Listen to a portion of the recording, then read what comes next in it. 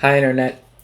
I don't really have much of an idea of what this video is going to be, but I just want to talk about games. So this is just going to be a spattering of games that I enjoy playing and that I have memories of.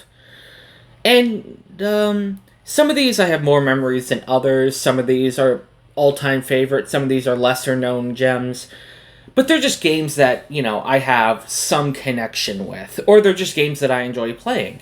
So we're not going to waste time. Just going to get right into it. Move a little foxy here. So let's start with N64. Pokemon Stadium 2. This is everything I want in a Pokemon game. Battling. I don't need a story.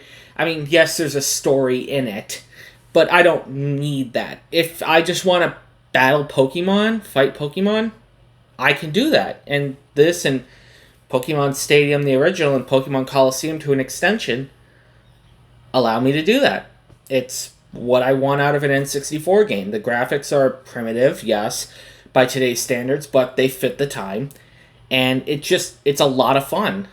And I have memories of playing this with a kid I grew up with back in my first job when I was younger.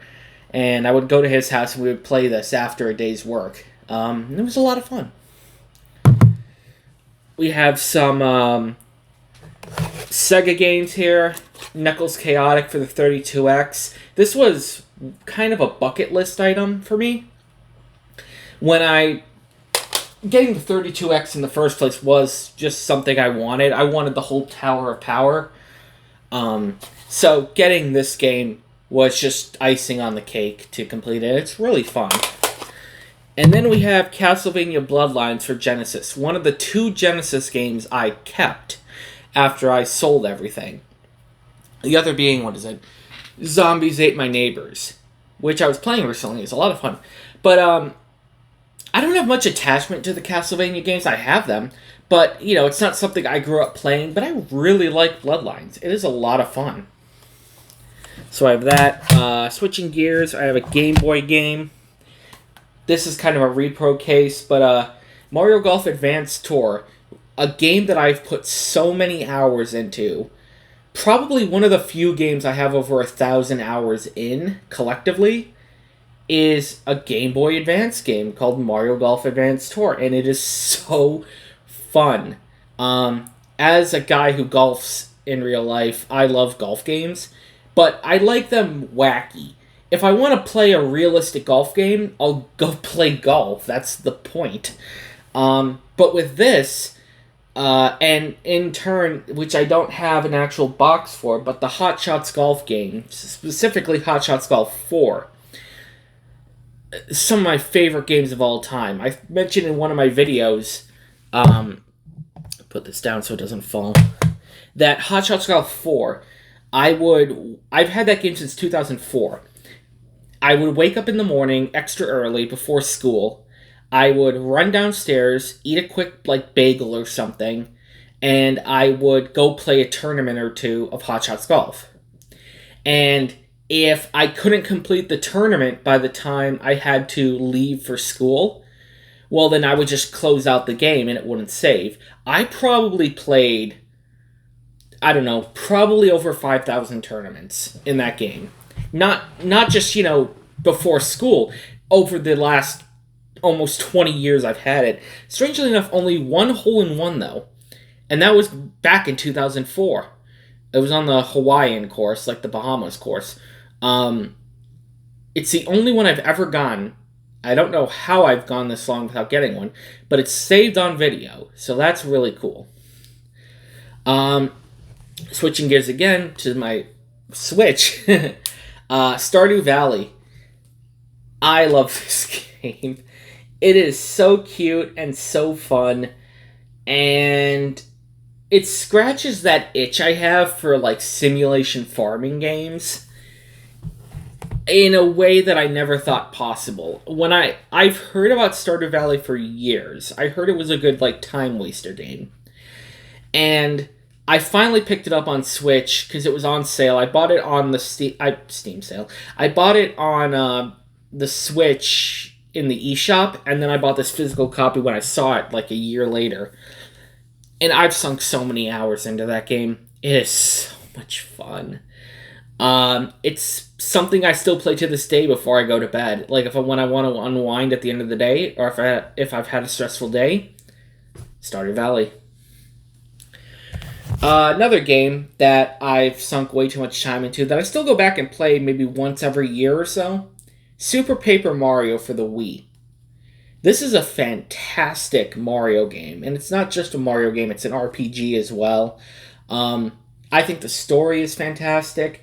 I think the art style is fantastic. I love the 3D shifting. I love the different pixels that you can pick up. It's just a wonderful game. Only downside to this game, there is so much text. So much text. Oh, man. Sometimes it's like I don't know, what was this? Alphabet soup. It's like a bowl of alphabet soup. There's just so many letters. But that's okay. I mean, they all can't be, short stories. Let's see, what else? I'll go here. I have I have a Dreamcast game, Crazy Taxi. The first game I got for my Dreamcast. And one of the better games I own. It's a lot of fun. I'm not the best at it, but I still think it is just a ton of fun. And while I have it here, I'm going to put it back into the Dreamcast games just to kind of clear some space here. Now, I'm looking, and I see my PS1 game. And I feel like a lot of people aren't going to have the same affection for these games that I do. But one of my favorite PS1 games is Harry Potter and the Sorcerer's Stone. Or Philosopher's Stone if you're anywhere else in the world. I will stand by that this is a fantastic game.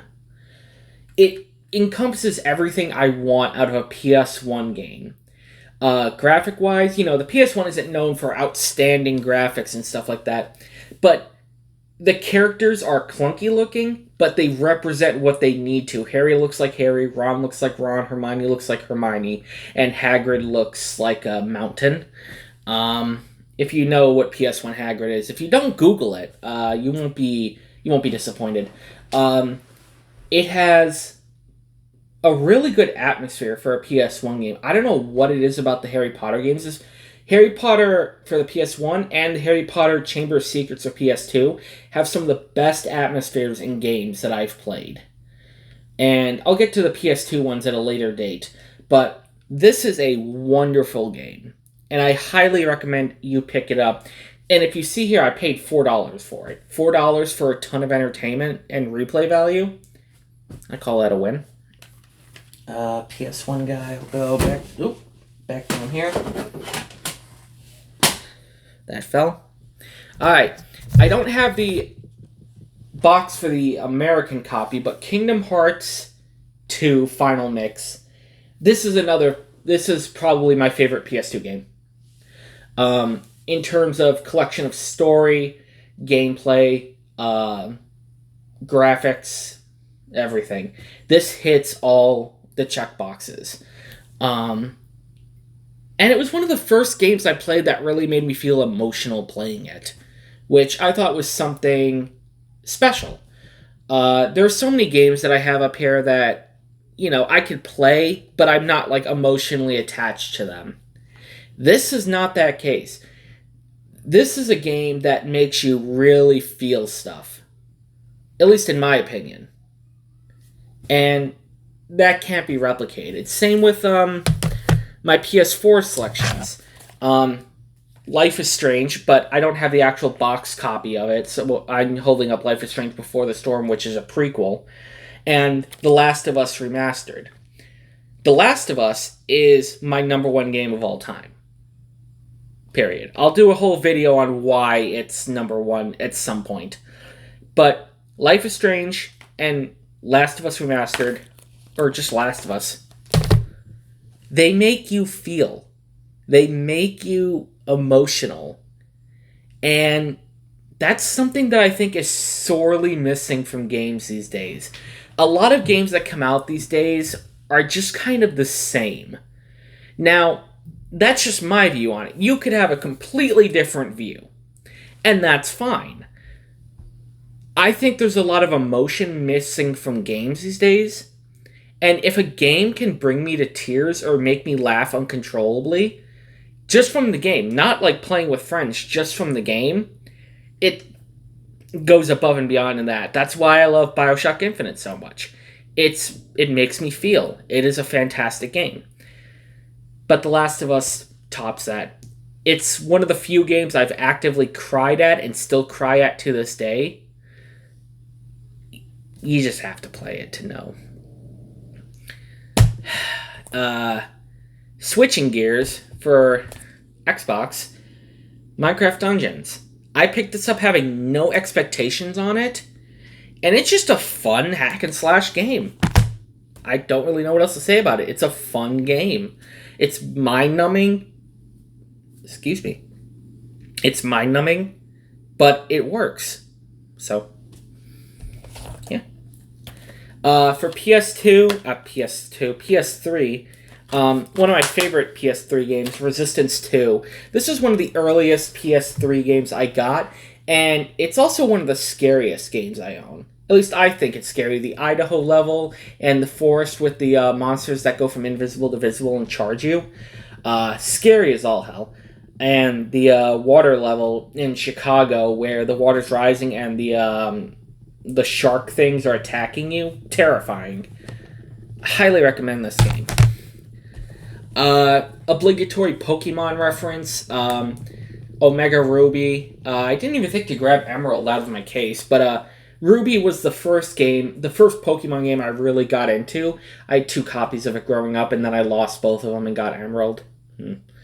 But, yeah, this is just a way for me to go down memory lane.